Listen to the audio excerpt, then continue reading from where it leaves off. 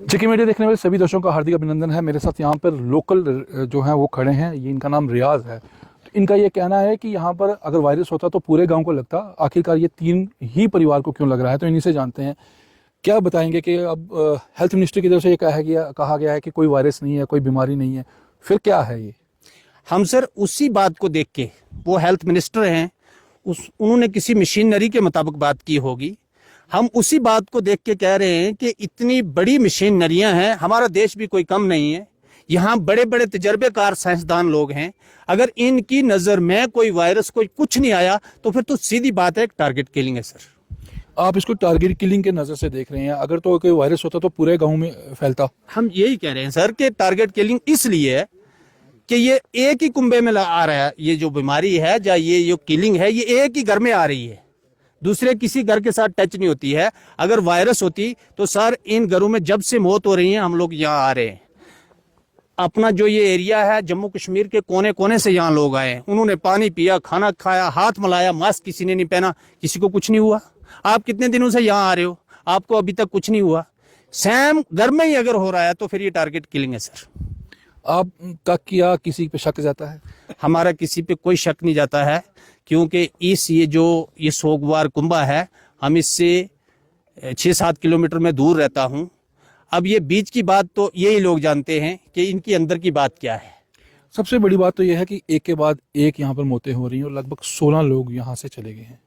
और ये एक ही परिवार है, जो 3 अलग अलग जगह पे रहते हैं, लेकिन परिवार एक ही है। परिवार एक। इस तरह का मंजिल कभी पहले आपने ये देखा? मेरी जिंदगी में आज तक हमने नहीं देखा सर। इतने लोग, यहाँ कोरोना वायरस आया, इतने लोग कोरोना वायरस में भी नहीं मरे। बॉर्डरों पे जंग होता है, इतने इकट्ठे लोग बॉर्डर पे जो देश के लिए लड़ाई लड़ रहे हैं, जिनका एक जनमन जंग बनता है किसी के साथ लड़ना या मरना, वहां भी इतने लोग नहीं मरे जितने एक घर में यहाँ लोग मर गए सर। लेकिन यहाँ पर जैसे आपने कहा कि टारगेट किलिंग है, तो इस किलिंग के बीच में सबसे ज्यादा जो मौतें हैं वो बच्चों की है। क्या लगता है वो? क्या कहें सर, घर तो सेम ही है, कुंबा भी सेम ही है, तो मेरा रब भी जानता है। लेकिन जो एक एहसार दिख रहे हैं ना हमें कि ठीक है बच्चे हैं या बड़े हैं, एक ही घर के क्यों मर रहे हैं, तो मेरे हिसाब से जो कोई इस किस्म का अटैक करने वाला होगा उनका टारगेट ही शायद बच्चे होंगे, या फिर ऊपर वाले ने अगर किसी दूसरे को बचाना था तो वो बच गया तो बच्चे आगे। तो अगर जैसे आपने कहा कि बच्चों को टारगेट किया जा रहा है, तो बच्चे ही क्यों? बच्चों ने किसी का क्या बिगाड़ा होगा?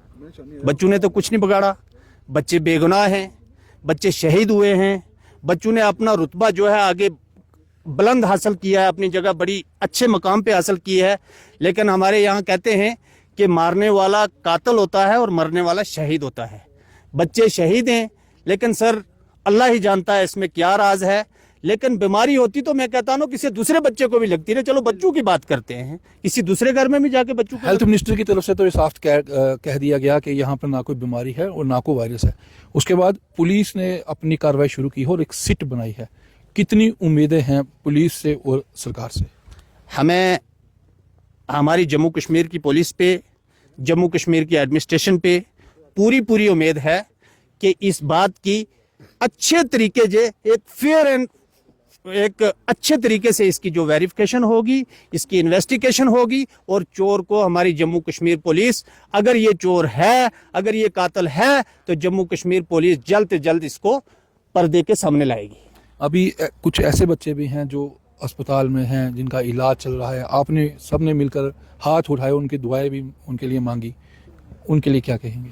सर उनके लिए यही है कि ये दहशत तो ज़रूर है, जब तक ये बंदा सामने नहीं आएगा।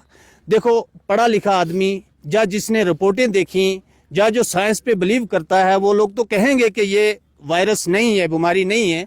लेकिन जो अनजान लोग, इस गांव के ज़्यादा अनजान लोग हैं, कम पढ़े लिखे लोग हैं, तो मेरे हिसाब से वो एक डिप्रेशन में हैं कि शायद कहीं ये आज इन पे आई तो कल हमारे पे भी ना आ जाए। तो इसलिए हमारी यही दुआ है कि अल्लाह तबारक व तआला जो ऐसे डिप्रेशन में हैं या हॉस्पिटल में हैं, उनको ऐसी बीमारी से शिफा अता फरमाए। और क्या कह सकते हैं सर हम? बिल्कुल। तो ये लोग जो है वो डरे हुए सहमे हुए हैं और पूरा गांव इस समय डर के साए में जो है वो जी रहा है। इनके लिए तो ये जो खाना पीना है वो भी मुश्किल हो गया, क्योंकि फूड से जो सेफ्टी विभाग है उसकी तरफ से भी यहाँ पे सैंपल लिए जा रहे हैं, खाने पीने के सामान को भी चेक किया जा रहा है। तो ये तो कहते हैं ना कि अगर कोई घर में मेहमान आ जाए तो उसका चाय का प्याला पूछना चाहिए, लेकिन ये तो चाय का प्याला भी किसी को नहीं पूछ सकते, क्योंकि यहाँ पर जो है वो डर और साए के बीच में ये जी रहे हैं और खाना पीना भी इनका मुश्किल हो गया है। लेकिन ये सरकार से काफ़ी इन लोगों की उम्मीदें हैं और ये सरकार से अपील भी करते हैं कि जल्द से जल्द जो सिट बनी है वो जल्द से जल्द अपना काम करे, और जो भी इसके पर्दे के पीछे जो लोग छुपे हुए हैं उनको सामने लाया जाए, ताकि ये जो लोग जो डर के साए में जी रहे हैं वो उनका डर जो है वो खत्म हो सके। वीडियो जर्नलिस्ट अविरुद्ध के साथ मैं अमित शर्मा, जे के मीडिया, बढ़ाल गांव, राजौरी।